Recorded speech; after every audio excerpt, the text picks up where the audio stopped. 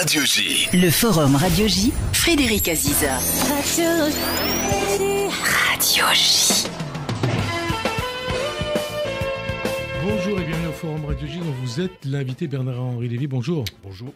Alors entre février et avril dernier, vous êtes reparti en tournage en Ukraine sur les fronts de l'Est. Vous avez suivi les combattants ukrainiens.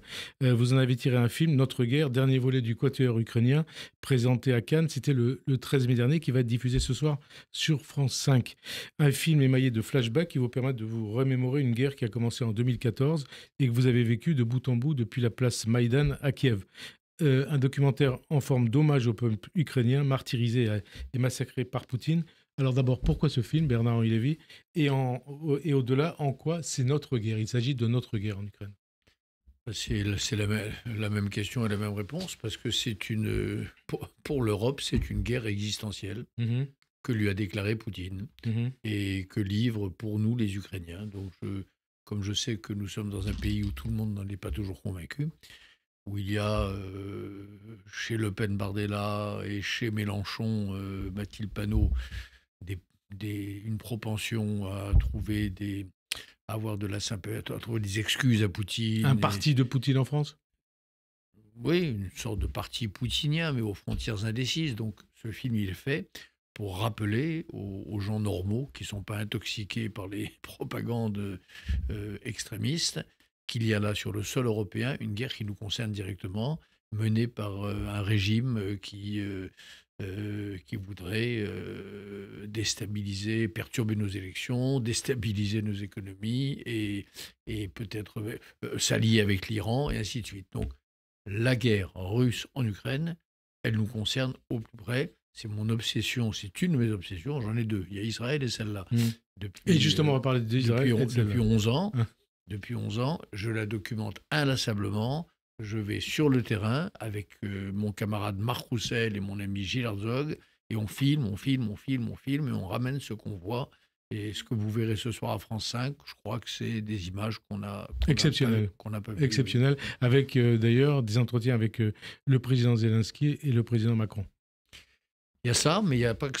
et puis des témoignages de soldats. Et puis des témoignages, et puis le champ de bataille, et puis les armes françaises en action, et puis comment il n'y en a pas assez, et puis comment les Ukrainiens ont un obus quand les Russes en ont 10, et puis la disproportion des forces, et puis la vaillance de ces combattantes, et puis cette jeune poète de 22 ans qui dirige une compagnie d'hommes avec une bravoure exceptionnelle. En dépit de la perte de son fiancé il y a quelques mois. Qui vient de perdre quelques jours plus tôt son fiancé. Et c'est une des histoires d'amour les plus, en quelques images, les plus déchirantes que j'ai vues depuis, je ne sais pas, les grands romans d'amour que je lisais lorsque j'étais jeune homme. Grand roman d'amour, d'ailleurs, vous lui avez promis de publier ses poèmes. J'ai commencé La règle du jeu. Je lui promets de publier ses poèmes en France. Je lui propose de publier ses poèmes en France. Puis elle a une petite gêne et elle me dit à l'image, mais vous savez, il y a une chose qui me ferait beaucoup plus plaisir. Ne me publiez pas moi, publiez mon fiancé mort, Maxime, qui est mort au combat. Donc, je vous disais quelques jours avant le tournage. Voilà. Et elle me raconte que son fiancé Maxime était un bien meilleur poète qu'elle et c'est presque une enfant et elle est d'une beauté de Joconde, pas par ailleurs.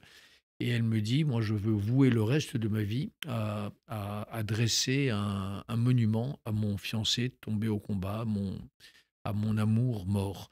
Et elle me dit, oubliez mes poèmes, publiez le sien. Et évidemment, je lui dis, mais pas du tout, je publierai les deux. Alors, voilà. vous dites... et la règle du jeu, ma petite revue en ligne, qui a l'honneur parfois de vous accueillir, cher Frédéric Aziza, et le plaisir, a commencé il y a quelques semaines et on continuera tout l'été. Alors vous dites, il y a 11 ans que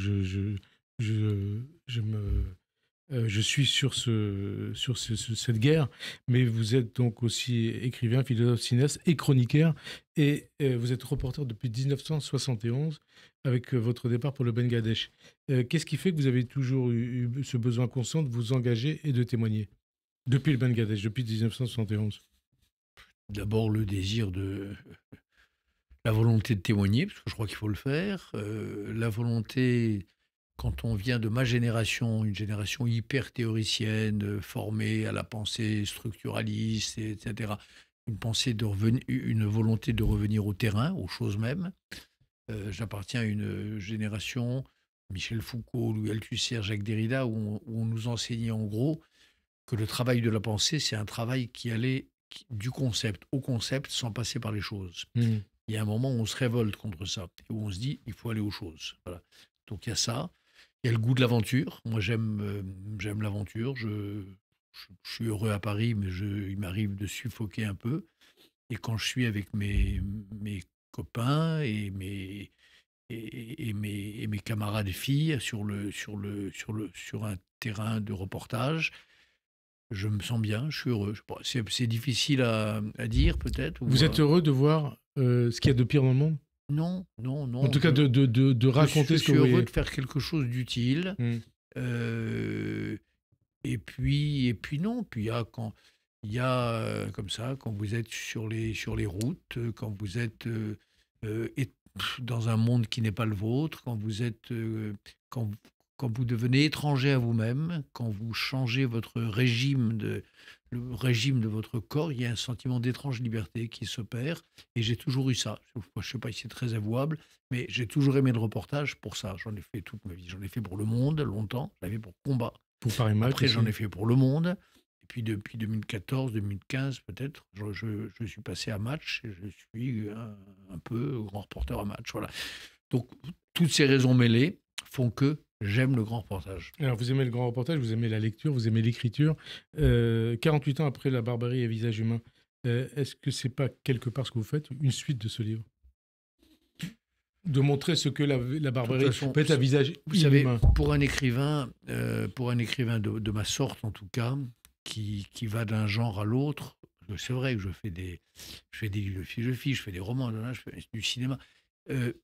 Les genres sont pas très importants. C'est vraiment la même entreprise qui se poursuit à travers des véhicules différents. Et je me rends compte que je tourne mes films et je les monte avec l'aide d'une brillantissime monteuse d'ailleurs qui s'appelle Sarah Roussel, comme j'écris mes livres. Et la couture est la même, le souffle est très semblable.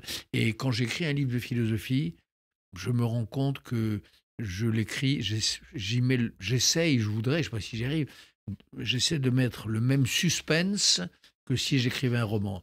Et quand j'écris un roman, je me surprends à y mettre la même systématicité, la même rigueur que dans un livre de philosophie. Et parfois, les livres sont couplés avec des documentaires. Parfois, les livres sont couplés avec des documentaires, et puis parfois, il y a des mes films, le film de ce soir que vous verrez sur France, enfin que vous avez vu vous déjà, mais qu'on verra sur France 5, il est très littéraire. En prime time. Hein. En prime time. L'image commande, mais c'est une double commande, un film comme ça. Je ne saurais même pas dire, d'ailleurs, si c'est l'image ou la voix off, c'est-à-dire ma voix désagréable, que les gens n'aiment pas, dont les gens disent qu'elle est pompeuse, blablabla. Et beaucoup disent qu'il est partout. Il est partout dans le film. Je suis partout, voilà, j'en ai rien à faire, c'est comme ça, je suis ainsi.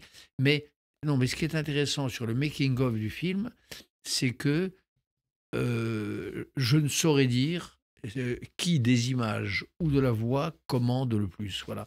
Évidemment les images, parce que c'est un journal de voyage, donc je raconte ce que je vois et je raconte ce que je vis. Et ce que vous avez filmé. Ce que je vois, ce que je vis, ce que je vois, ce que je filme. Voilà. Avec Roussel et Herzog. Mais je donne un sens à tout ça, parce que je suis un écrivain, un intellectuel, un philosophe, et ça, c'est un texte littéraire que j'écris en parallèle à la voix. Et ça donne cet objet hybride qui fait que mes films sont un peu bizarres, qui ressemblent peut-être pas aux documentaires qu'on a l'habitude de voir, et que beaucoup de gens trouvent pas bien, qu'on attaque beaucoup, et puis que France Télévisions a jugé digne, en revanche, d'être diffusé ce soir, comme vous le disiez, en prime time. Alors, vous êtes de ceux qui avaient prôné une méthode plus musclée contre l'expansionnisme de Poutine. Avec Trump à la Maison-Blanche, est-ce que c'est pas fini, ça ?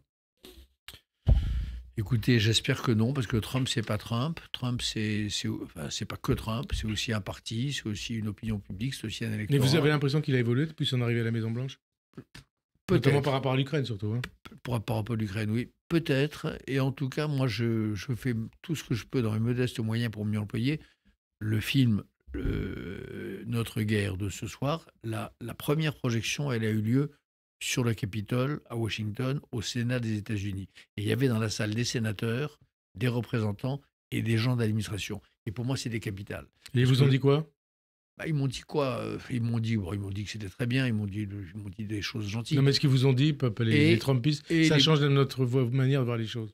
Écoutez, ils ne l'ont pas dit comme ça, mais en effet, certains d'entre eux, ceux qui sont 90% trumpistes, mais qui se souviennent aussi de George Bush, premier et deuxième, le père et le fils, et de Ronald Reagan, oui, ils m'ont dit des trucs, ils m'ont dit « vous avez mis des visages sur des statistiques, vous nous avez émus, mais c'est vraiment comme ça, ah bon, mais… etc. » J'ai senti qu'il y avait, je ne veux pas avoir l'air là de la ramener, mais j'ai senti qu'il y avait peut-être un bouger chez des gens qui feront la décision avec Trump, oui. Et donc, mon espoir, c'est cela. Vous savez, il suffit qu'il y ait 2 sénateurs et 5 représentants qui changent de vie, ça suffit. Et l'Ukraine… Et qu'ils le disent à Trump. Hein. Surtout qu'ils le votent. Qu'ils le votent en des termes qui ne soient pas totalement acceptables par Trump. Et l'Ukraine recevra de nouveau 50 milliards de F-16. Parce que c'est là où est le problème. Il faut que l'Ukraine ait des armes. Il faut que l'Ukraine ait des armes. Et il faut que l'Ukraine… il faut que Trump que les États-Unis de Trump ne commettent pas le crime irréparable de rendre l'armée ukrainienne aveugle en lui coupant le renseignement. Voilà. Ce qu'ils ont fait à un moment donné, il y a quelques mois, et ça a été une tragédie pour les Ukrainiens, ça a duré 8 jours. 8 jours où les États-Unis ont coupé le renseignement, et c'est le moment où les Ukrainiens ont dû reculer dans la zone qu'ils avaient conquise en terrain russe, qui est la zone de Koursk. Vous y êtes allé. Vous êtes allé depuis 54 ans, depuis le Bangladesh, à la rencontre de l'horreur, de l'ignominie, des massacres, des génocides, des vrais génocides du siècle dernier et de ces dernières années. Est-ce que malgré tout, vous croyez encore en l'homme et en l'humanité, Bernard Lévy? Bien sûr, parce que vous voyez les deux. Quand vous voyez cette jeune commandante qui était hier, je suis sur France Inter, Oksana Rubaniak, quand vous voyez son humanité, sa bonté, sa dévotion à son fiancé tombé au front, sa beauté intérieure, qu'est-ce que vous voulez, elle était à Paris, là, à l'avant-première parisienne, vous vous dites que la guerre est aussi capable de révéler des caractères comme celui-là. Et elle dit d'ailleurs, si je ne me trompe pas, on ne sait pas combien de temps on va vivre. Hein, oui, voilà. On ne sait pas si on sera vivant demain. Voilà. Et quand je lui demande si elle croit en la victoire, elle me dit « je crois en la victoire, mais hélas, je ne suis pas sûr que je serai le témoin. » Est-ce que je la verrai? Est-ce qu'on s'habitue à ces horreurs, Bernard Lévy? Non. C'est toujours pareil et on est toujours un novice face à ça. Le reportage de guerre, je crois, est un noviciat perpétuel. On est toujours débutant.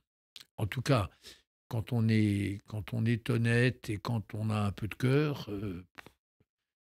on est débutant dans la procédure. C'est toujours comme si c'était le premier reportage.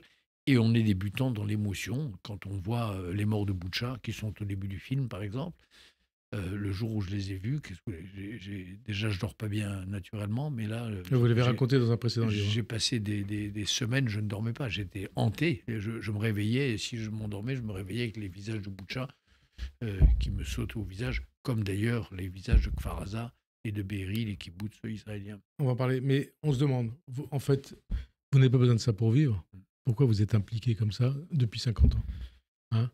Pourquoi? Et d'ailleurs, et tous ceux qui ont vu le film, c'était mardi soir, on dit en sortant, il a quand même du courage, BHL, d'aller sur ces champs de bataille, face aux armes, face aux bombes, face à l'armée russe. Parce que c'est un peu ça. Le courage, oui. Enfin, oui. J'en ai, oui, mais j'en ai moins que les gens qui sont là toute la journée. Vous ne vous battez pas, mais vous êtes qui restent sur le champ de bataille. Oui. Je vais proche du corps à corps, avec la différence que je n'ai pas d'armes et je me refuse à en avoir et je serais incapable d'ailleurs d'en porter une. Et même, je m'y refuse d'ailleurs. Il y a eu autrefois un épisode où j'ai vraiment reculé en Bosnie-Herzégovine à franchir ce pas-là. Pourquoi je le fais? Parce que, je ne sais pas, parce que je pense qu'il faut que quelques-uns le fassent. Voilà. Les grands reporters du Monde, de l'Observateur, du Point, pour moi, c'est vraiment la plus noble, et puis de tous les journaux, de la télé, c'est la plus noble confrérie du monde. Ça se rapproche de ce que Malraux faisait? Oui, bien sûr. Hein? Bien sûr, c'est un métier extraordinaire, aller chercher la vérité, aller la chercher alors que tout est fait pour la sceller, pour la cacher, la ramener un peu au péril de sa vie. Je connais peu de métiers plus nobles. Et et la crise de la presse, d'une part, et puis le principe de sécurité, d'autre part, les directions de journaux qui ont peur de mettre leurs gens étrangers font que il y en a de moins en moins. Moi, je connais plein de reporters de guerre qui piaffent, qui voudraient être envoyés, et que leurs journaux n'envoient pas. Moi, il se trouve que je suis libre. Comme vous l'avez dit, pas besoin de ça pour vivre, j'ai pas besoin de ça pour avoir une réputation, j'ai mes livres, etc. Donc, je suis d'une liberté totale. Je ne dépends de personne. Donc, voilà, je réponds à mon bon vouloir. Donc, je ne sais pas, par exemple, une grande partie du film se tourne à une ville qui s'appelle Pokrovsk. Et Pokrovsk, je me rends compte qu'à part le Monde, justement, il y a très peu de reportages. Je me dis, il faut y aller. Et vous y allez. Alors, et vous savez ce que disent aussi vos détracteurs, Bernard-Henri Lévy, tout ce que vous dénoncez à propos de l'action de Poutine en Ukraine, Israël le fait à Gaza. Qu'est-ce que vous répondez à cela? Que c'est une imbécilité, une crapulerie totale. Crapulerie. Mais évidemment. La différence, il y a 1000 différences il n'y a que des différences entre la Russie et Israël. Enfin, il y en a déjà une, c'est que la Russie agresse du jour au lendemain un voisin qui n'a rien demandé et que Israël répond à une agression qu'il n'a pas demandé, qui est l'agression. Et la guerre dure quand même, hein, on en reparlera, mais la guerre dure. Et il y a une dernière polémique, Israël accusé d'avoir ordonné à son armée d'avoir tiré sur des civils à Gaza, près des centres de distribution alimentaire. Oui. Qu'est-ce que ça vous inspire? Écoutez, j'ai regardé de près l'article du Haaretz en question dans ces deux il faut dire que c'est le Haaretz qui est un journal. Dans ces deux versions, en anglais, en hébreu, je crois comprendre que version anglaise dit ce que vous venez de dire là. La version originale dit que l'armée a tiré en l'air, en direction de la foule et sans doute en l'air. Une distribution d'aide humanitaire dans un pays, dans un endroit comme Gaza, vous savez, c'est pas la distribution aux sans-abri, boulevard de Sébastopol. C'est en effet des masses de gens désespérés c'est un chaos, c'est des provocateurs, c'est le Hamas dont on découvrira peut-être qu'il a donné l'ordre de perturber cette distribution. Mais il y a des responsables d'associations humanitaires qui distribuaient la nourriture qui ont été assassinés par le Hamas. Hein. Il faut le dire. Mais bien sûr, parce que le Hamas, cette nouvelle Israël, devant les manquements de l'UNRWA, plus que les manquements, devant la complicité de crimes, devant les liens organiques entre l'UNRWA et le Hamas, Israël a fait une chose qu'honnêtement, on fait très peu de pays en guerre, a décidé d'inventer, avec l'Amérique, avec les États-Unis, un autre système d'aide humanitaire. Donc, ils ont monté un système alternatif. Mais vous n'y croyez pas, ces accusations portées sur Israël? Attendez, ils ont fait un truc rare, extraordinairement difficile. Un système de distribution d'aide alimentaire, ça ne se décide pas comme ça. C'est une complexité diabolique. Faire en sorte que cette distribution d'aide alimentaire soit sécurisée, que le Hamas ne vienne pas les confisquer, qu'ils ne viennent pas voler les denrées alimentaires pour aller les revendre au marché noir. Faire en sorte que ce soit vraiment gratuit, que les 2 millions de repas par jour soient effectivement distribués. Complexité diabolique. Le Hamas, quelle est sa réaction? Il veut que ça échoue, évidemment. Il veut que ça revienne à ses copains, enfin, c'est à l'UNRWA où il a des agents et qu'il infiltre depuis des décennies. Vous voyez les titres de la presse française internationale. Libération cette semaine, famine à Gaza. Mais c'est pas vrai. Il n'y a pas de famine à Gaza. Il y a eu un risque de famine entre le début mars et la fin avril.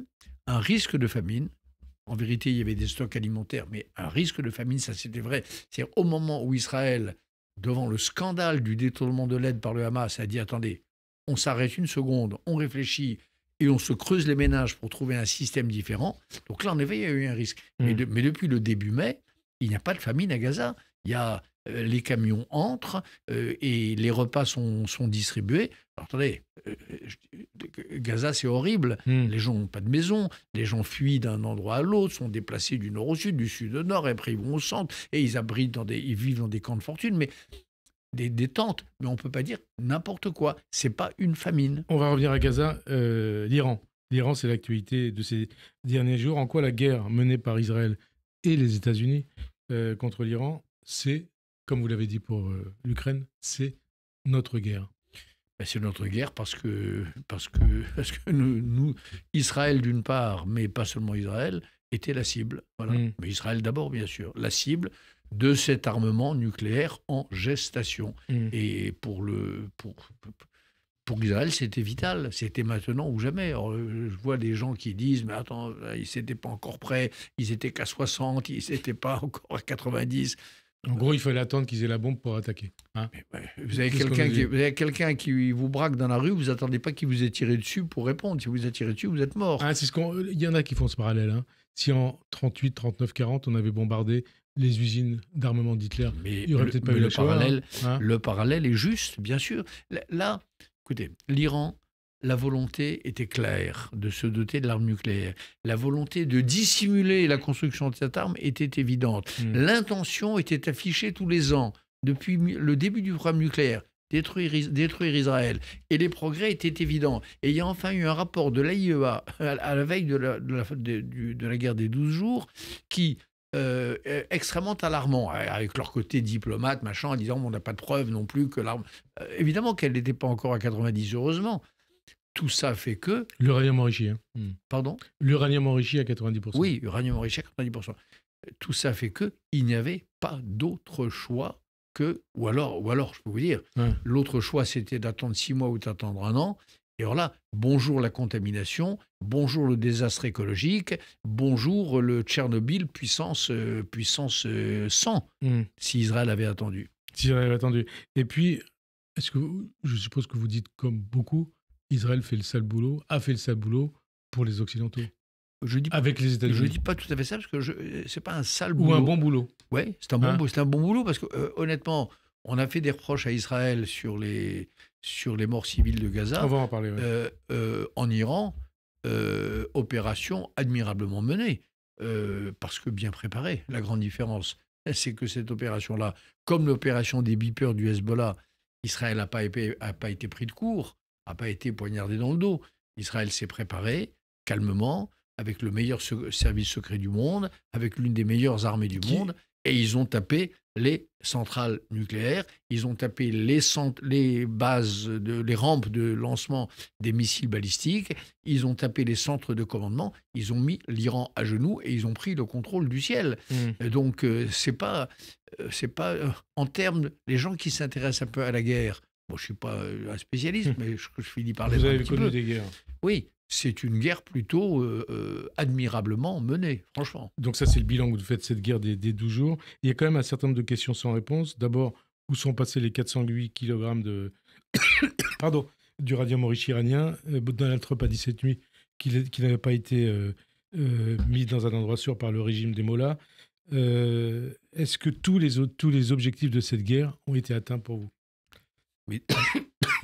Tous les objectifs, ça ne veut rien dire. Est-ce qu'on les connaît tous d'ailleurs ? Est-ce qu'on les connaît tous avec une opinion internationale chauffée à blanc qui d'un seul coup a trouvé toutes les vertus à l'Iran et trouvé qu'Israël était hors du cadre du droit international, c'était difficile d'aller au-delà de ces 12 jours. Donc peut-être, sans doute, tous les objectifs ne sont-ils pas remplis. Mais enfin, que le régime soit mis à genoux, c'est clair. Qu'il ne soit pas prêt de réenrichir à 60% et à monter au-delà. Grossi dit aujourd'hui, peut-être que dans quelques mois, ils auront la capacité de réenrichir de l'uranium. Oui, il y aura, hélas, malheureusement, ceux qui ont imposé à Israël un cessez-le-feu peut-être trop précoce cette fois-ci, le regretteront parce qu'il faudra une nouvelle frappe. Parce que Trump dit qu'il bombardera à nouveau l'Iran sans aucun doute, si l'uranium continue à être enrichi. Oui, mais Trump est compliqué. Trump a commencé, vous savez, quand vous regardez la séquence, Trump a commencé par vouloir faire un deal avec l'Iran. Et un deal où il était en train de se faire rouler dans la farine. Israël a pris les devants. Et je pense, sans concertation avec les Américains, sans vraie concertation américaine, a lancé cette opération en solo. Trump monte dans le train de la victoire. Et puis siffle à la fin de la récré. Mais c'est pas une récré. Il y a le tort, là ? Hein ?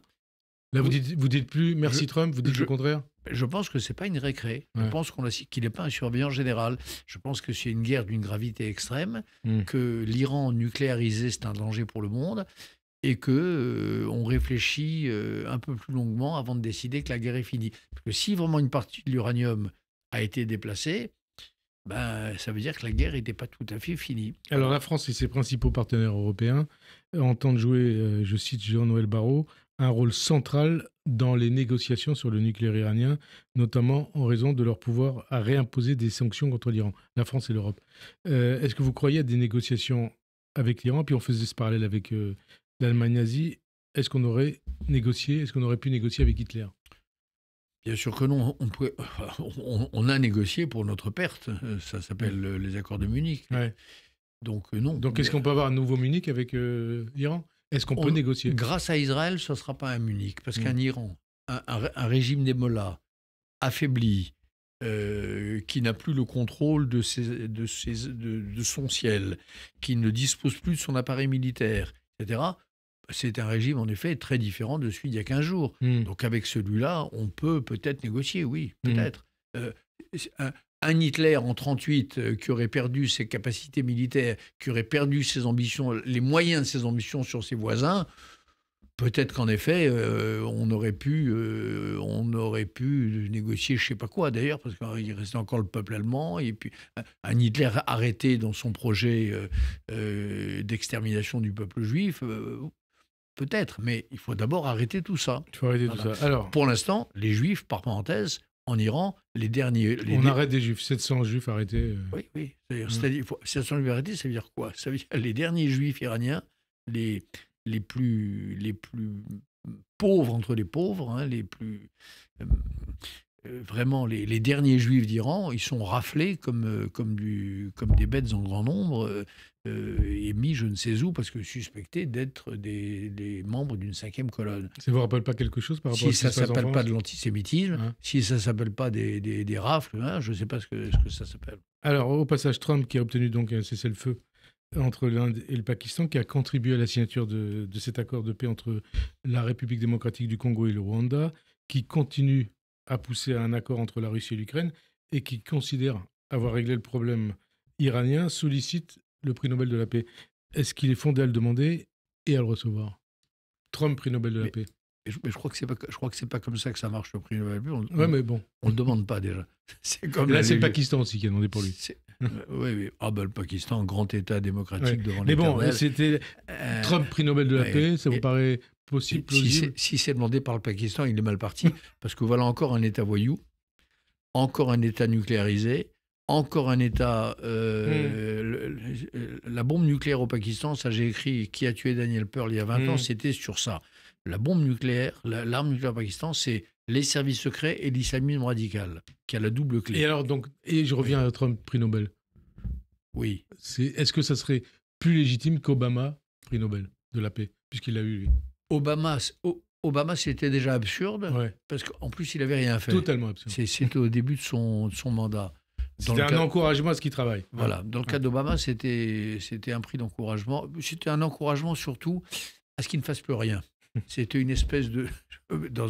S'il y a quelque part une providence noire, la providence noire, c'est dit à l'époque, une providence sombre, c'est dit on va lier les mains de ce jeune président, on va lui donner le prix Nobel de la paix, comme ça on est tranquille. C'était bizarroïde, quoi. Il ira... Attendez, il ira plus empêcher un dictateur syrien de gazer ses enfants, il prendra pas le risque d'intervenir en Iran, etc. Donc c'est absurde. Dans le cas de Trump, c'est grotesque.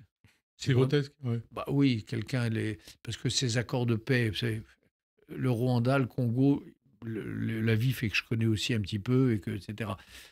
Je ne suis pas sûr que ces décennies de guerre atroces qui ont fait où on compte en méga morts, ça se règle d'un trait de plume dans le bureau ovale parce qu'on a convoqué deux vagues protagonistes. Hélas, je crains, j'aimerais, mais c'est pas comme ça que ça marche. Puisqu'on parle de pointe au passage, il a demandé à la justice israélienne d'arrêter ses poursuites pour corruption contre Netanyahou. Il n'a pas été entendu, c'était jeudi, il me semble. Et puis il est revenu à la charge cette nuit en disant qu'il ne tolérera pas, c'est Trump qui parle ainsi, la poursuite du procès contre Netanyahou. Est-ce qu'il est dans son rôle? Vous qui connaissez bien et les États-Unis et Israël, et la démocratie et le droit.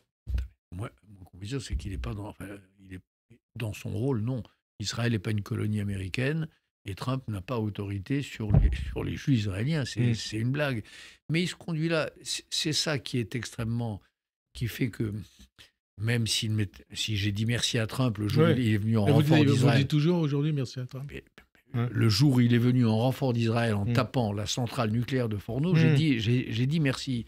Mais il y a toujours quelque chose qui me met très mal à l'aise. Est-ce que vous le regrettez aujourd'hui, quoi ? Non, non. Mais je suis le rapport de Trump aux Juifs me met toujours très mal à l'aise. Il y a toujours quelque chose qui ne va pas.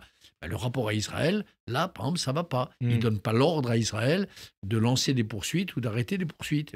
C'est comme ça. L'État des Juifs, l'État de Théodore Herzl, de David Ben Gurion, n'est pas une annexe des États-Unis. Et vous souhaitez que ce procès aille jusqu'à son terme ? Procès Netanyahou pour corruption ? Je souhaite qu'il aille à son terme, oui, bien sûr, mais je souhaite que Netanyahou soit innocenté pour son honneur d'abord et pour l'honneur d'Israël, bien sûr. Mais quand un procès est lancé, quand il y a un doute, quand il y a des accusations, bien sûr qu'il faut qu'il aille à son terme. La justice, on ne l'étouffe pas, ni de l'intérieur, et c'est l'honneur d'Israël. Israël, vous savez, c'est une démocratie, enfin vous le savez, c'est une démocratie qui est capable d'envoyer en prison un ancien président. Un ancien Premier ministre. Hein. Un ancien Premier ministre Olmert, qui est pas un type mal, qui est un... Et qui dit des choses intéressantes. Intéressantes aujourd'hui, mais qu'il en disait aussi quand il était Premier ministre. Il est l'un des auteurs d'un des plans de paix à l'époque qui aurait pu fonctionner et que l'autorité palestinienne a refusé. Et qui est capable de poursuivre un Premier ministre en pleine guerre. Ça, honnêtement, je n'ai jamais vu ça. J'imagine pas Churchill poursuivi par la justice anglaise au moment où il défend Londres contre les bombardements allemands. Donc, les juges israéliens ont quand même du courage et la démocratie chevillée au corps. On peut pas. S'il y a bien un mérite qu'on ne peut pas leur retirer, c'est celui-là. Gaza, on reparle de Gaza. Trump, toujours lui, a annoncé, c'était hier, un cessez-le-feu à Gaza, peut-être dès la semaine prochaine, a-t-il dit. Est-ce qu'il peut l'obtenir, ce cessez-le-feu ? Et surtout, est-ce que vous ne dites pas qu'il y a urgence que cette guerre s'arrête ? Et bien sûr qu'il y a urgence que cette guerre s'arrête, évidemment, mais il y a urgence depuis en tout cas la mort de Yahya Sinwar, et peut-être même d'ailleurs depuis quelques mois avant encore. Mais pour que la guerre s'arrête, on va pas faire tout ça pour ça. On va pas arrêter la guerre en laissant le Hamas au pouvoir, franchement. Quelle honte, quelle pitié ce serait. Autrement dit, cesser le feu avec le Hamas, non. Non.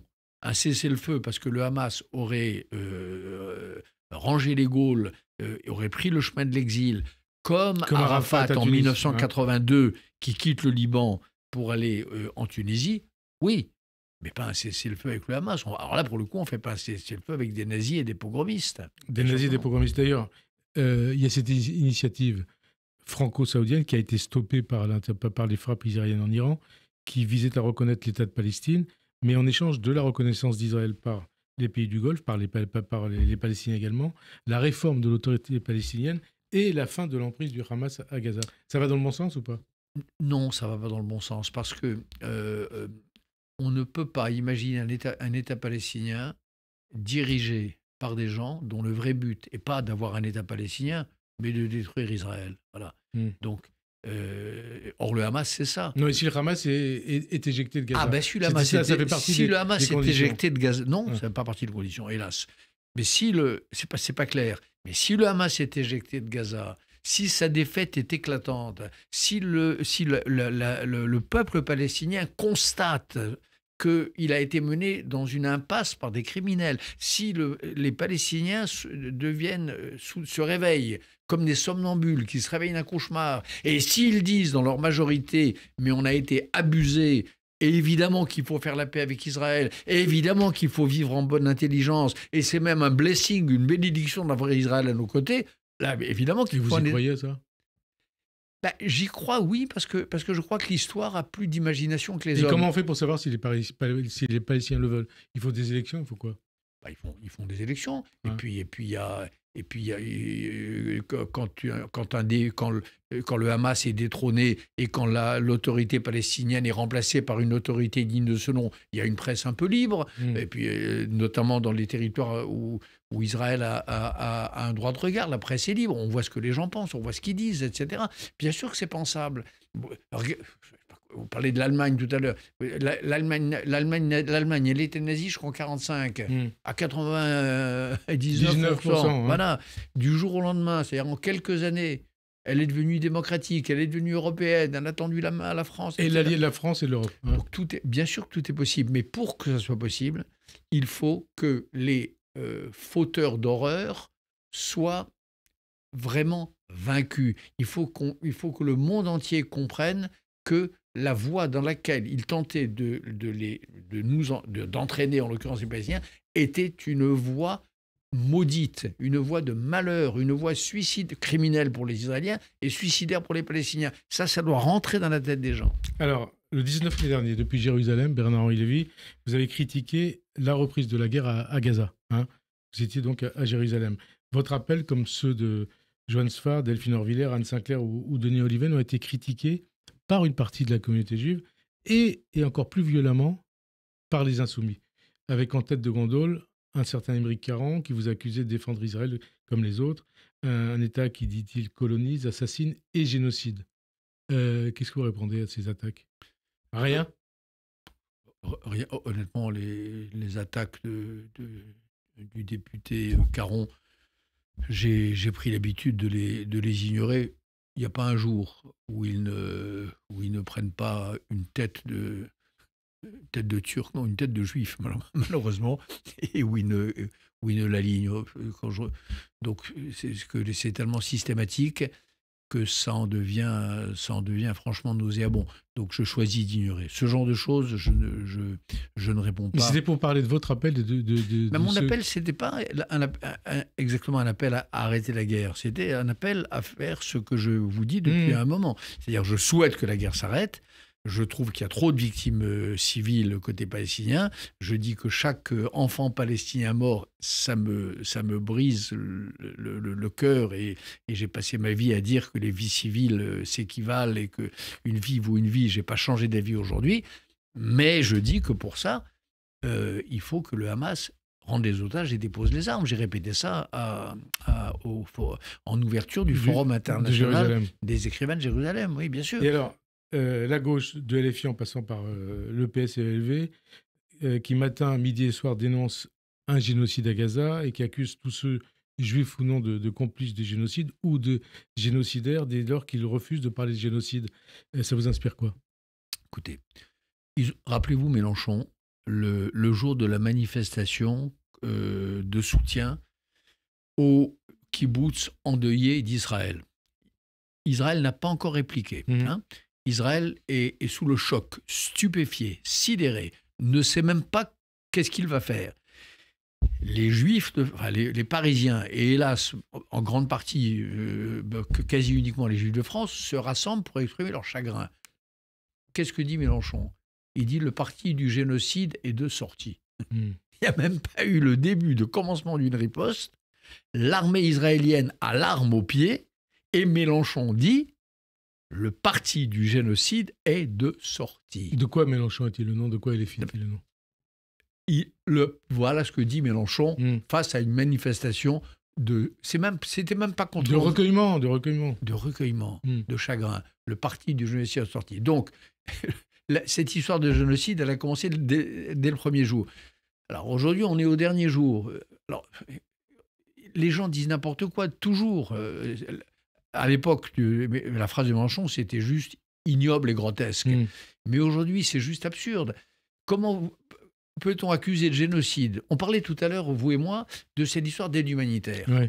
Est-ce qu'on la laisse à l'UNRWA ? Est-ce qu'on fabrique une nouvelle organisation ? Comment on fait ? Bref, l'usine à gaz, etc., qu'ont monté les Israéliens avec l'aide des Américains. Quand on fait un génocide, on ne monte pas des usines à gaz pour livrer 2 millions... Pour vous, ce n'est pas un génocide. Mais Quand on fait un génocide, on livre pas 2 millions de repas par jour, on déploie pas autant d'efforts, on déploie pas autant d'efforts tactiques et militaires pour nourrir une population. C'est grotesque.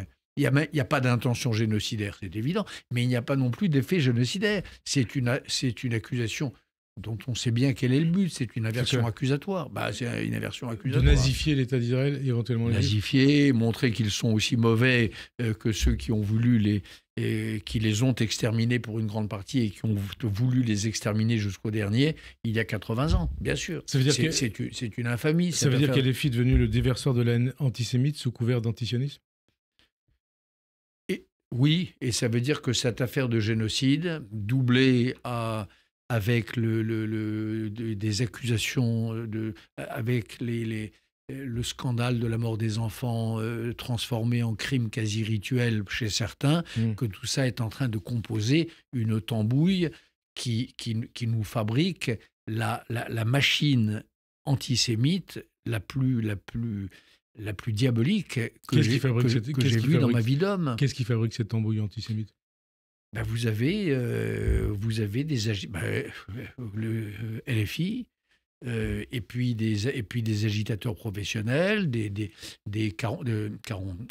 Soral et des Dieudonné qui sont au fourneau, et puis vous avez des influences extérieures. On a pris la main dans le sac la Russie dans 2 ou 3 incidents. Vous avez les Iraniens qui, à l'époque où ils avaient encore un peu de temps de cerveau disponible pour ça, mettaient de l'huile sur le feu. Il y a aujourd'hui, et puis il y a surtout, c'est même pas besoin de mettre de l'huile sur le feu, l'huile est partout. Aujourd'hui, la vague antisémite, elle est mondiale. C'est même pas seulement en France, elle est mondiale. Regardez New York, les New-Yorkais, la ville la plus libre du monde. Ah, d'ailleurs, le candidat démocrate qui a été désigné. Hamdani, oui. New York, la ville la plus libre du monde et la 2e ville juive du monde, je crois, après Tel Aviv, risque d'avoir un maire et va probablement avoir un maire qui est partisan de globaliser l'intifada, qui pense que le Hamas est un mouvement de résistance et qui pense et qui s'est laissé aller parfois à dire, mais assez plus que parfois, que la Palestine arabe devait aller de la rivière à la mer. Ça va être dur pour les Juifs à New York.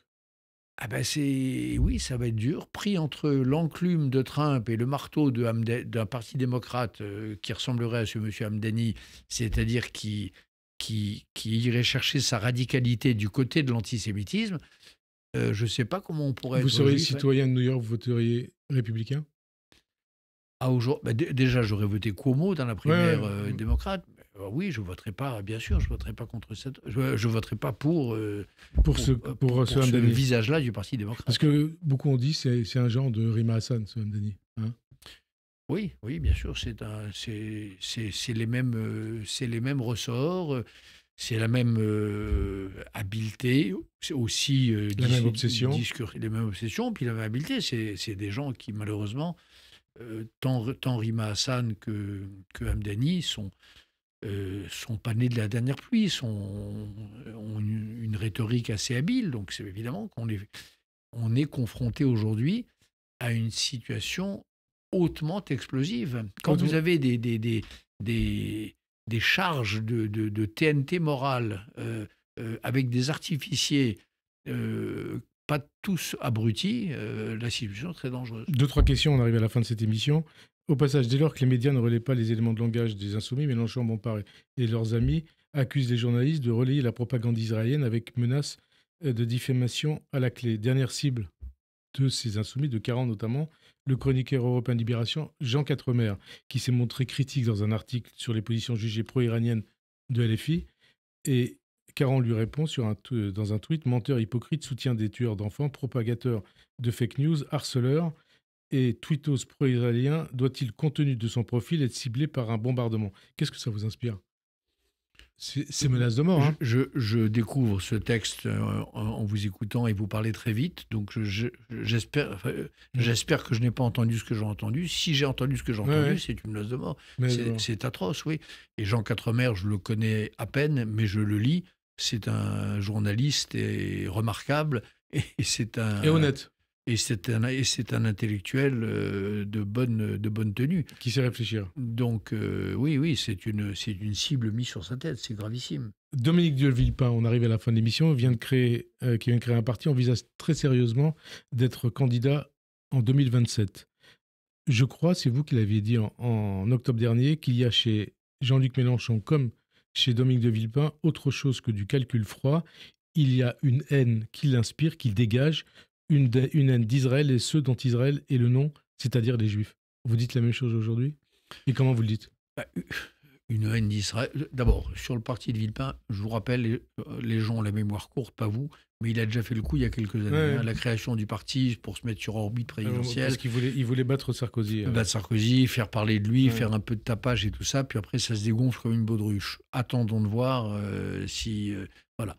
Que le bilan de Villepin, à part un discours à l'ONU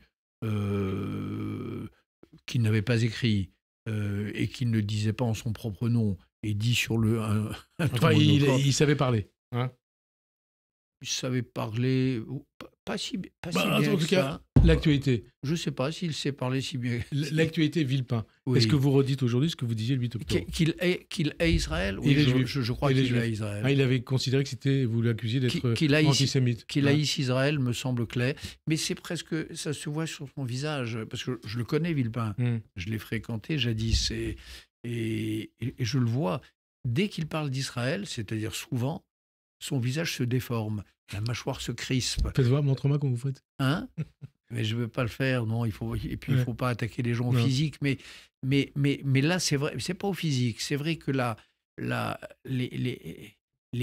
mimique, la moue, le ton, le regard deviennent d'une grande férocité dès qu'il s'agit d'Israël. Quoi qu'il puisse reprocher à Israël, ça c'est le débat démocratique, mais la férocité avec laquelle il traite Israël n'est réservé qu'à Israël. Et derrière, vous voyez une haine des Juifs, un antisémitisme ? Israël, c'est quoi ? Israël, c'est 20% d'Arabes, mais c'est 80% de Juifs. Donc de l'antisémitisme derrière. C'est ce que vous aviez laissé entendre en octobre. Hein.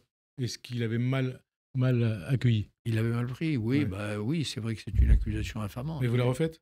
Cette accusation, vous la reportez à son égard ? Écoutez, je vais la refaire, je ne vais pas la refaire. Pour l'instant, moi, ce que je voudrais, c'est qu'Israël gagne cette guerre. Et vous faites le parallèle, il y a un axe Mélenchon-Villepin ou pas ?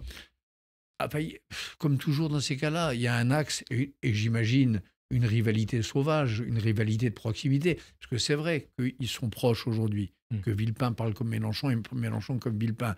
Mais ça sera l'un ou l'autre. Donc ça va être en même temps, là, pardonnez-moi, c'est pour une seconde, mon œil de romancier que j'aime bien être aussi, qui observe, ça va être intéressant à regarder.